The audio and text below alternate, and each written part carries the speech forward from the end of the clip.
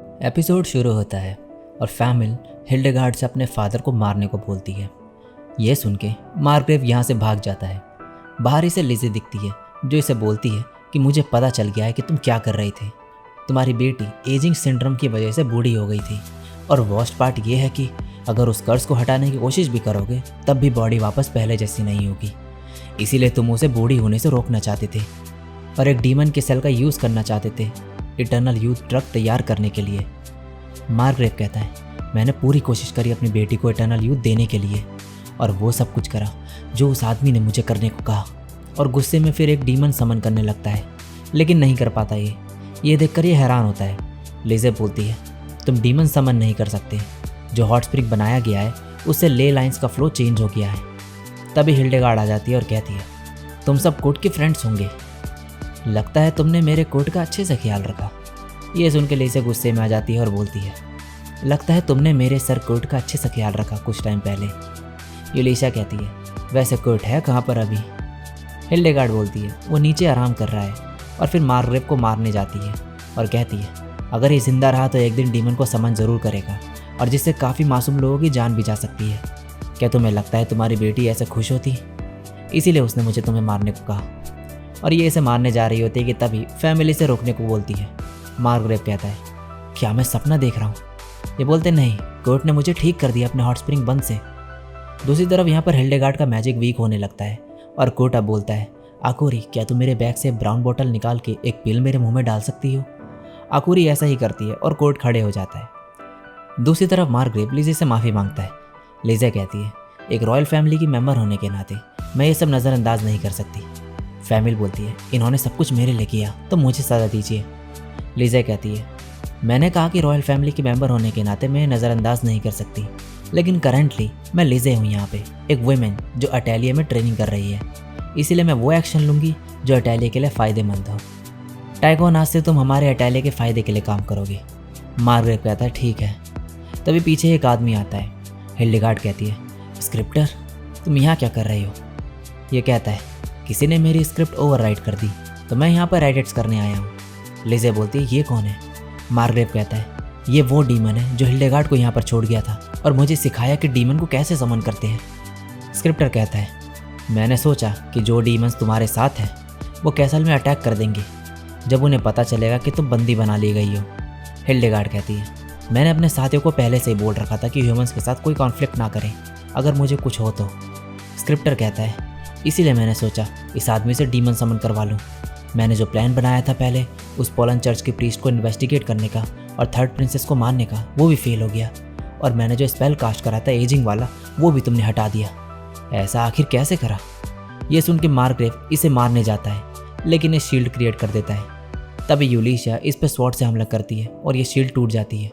यह डीमन बोलता है क्या ये होली स्वॉर्ड है, लगता है मुझे बाकी काम उस पर छोड़ना होगा।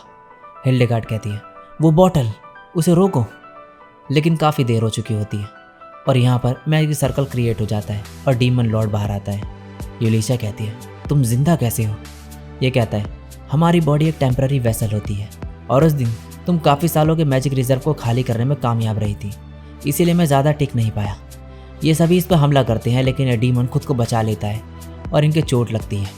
ये बोलता है सिर्फ वो स्वॉर्ड ही मुझे चोट पहुँचा सकती है और अब तुम वो यूज़ नहीं कर सकती। लिज़ी कहती है इस डीमन ने कहा कि इसकी स्पिरिट खत्म हो चुकी है, इसलिए ये हमसे बस मज़े ले रहा है जिससे हमारे दिमाग से इसका औहदा बढ़े ताकि ये अपनी पावर्स को और बढ़ा पाए। यूलिशा कहती है अगर इसकी सोल को ही मिटा दे तो ये इस दुनिया में नहीं रह पाएगा। लिज़ी बोलती है हमें इसे जान से मारने की नहीं बल्कि सिर्फ भगाने की ज़रूरत है।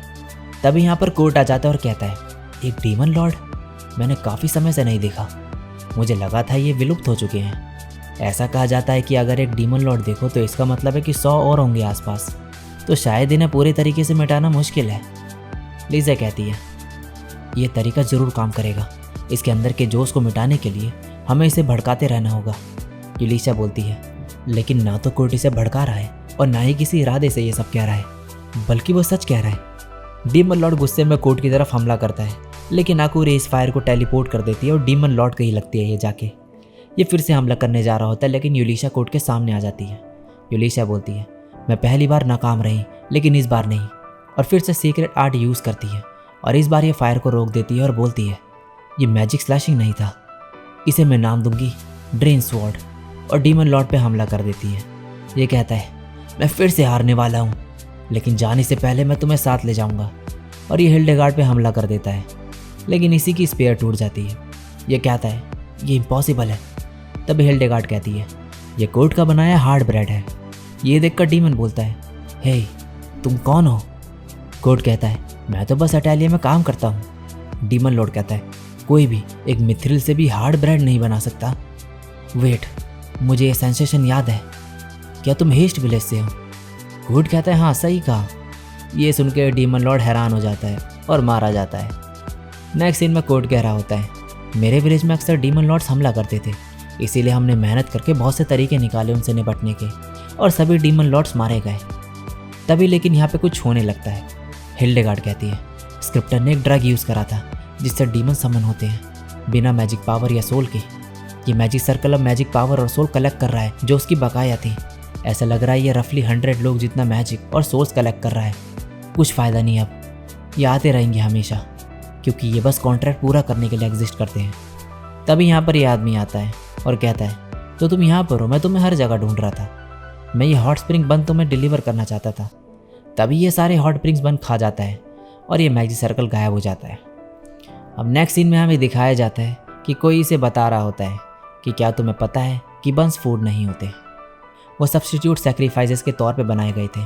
उन्हें मीट को स्किन में स्टफ़ करके बनाया गया था और ह्यूमन हेड जैसा बनाया गया, जिससे उन्हें गॉड्स और डीमंस को ऑफर करा जा सके। समय के साथ वो एक टाइप का फूड बन गया और बंस में इवॉल्व हो गया। अगर तुम बंस बना सकते हो तो तुम डीमन से कोई भी विश ग्रांट करवा सकते हो। ये सब चीज़ें इसे बंडाना बता रही होती है। ये कहता है तो तुम कह रही हो अगर कोड चाहे तो जितने चाहे डीमंस को समन कर सकता है और उन्हें कमांड कर सकता है? ये बोलती है हाँ। अब बंडाना पूछती है उनका आगे क्या हुआ फिर? अब ये आगे की कहानी बताता है कि मार्ग्रेव टाइकॉन ने फैमिली की जिंदा होने की खबर सबको दे दी और सब काफ़ी खुश थे। और मिमिको के इंटेरोगेशन के बाद उसने हिल्डेगार्ड और सोलफेयर को छोड़ दिया और फिर वो अपने होमलैंड चले गए और फुल मून बंस काफ़ी फेमस हो गए। नेक्स्ट सीन में बंडाना कह रही होती है मैं सही थी, कोड के बारे में ज़्यादा लोगों को पता नहीं लगने देना चाहिए हमें, और उस बच्ची के बारे में भी जो कि लिंक्ड है ग्रेट सेज की विश से। तभी यहाँ पर गोलनोवा आ जाता है।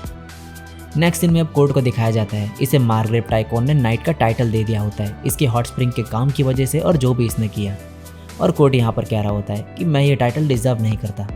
लिज़ी अब कहती है मेरा प्लान परफेक्ट था ना, तुम अब एक बैरोनेस हो, टिकुटो वाइस रॉय, और कोर्ट अब एक माइनर नोबिलिटी है, और अब पूरा अटैलिया मार्ग्रेव टाइकॉन के प्रोटेक्शन के अंडर है।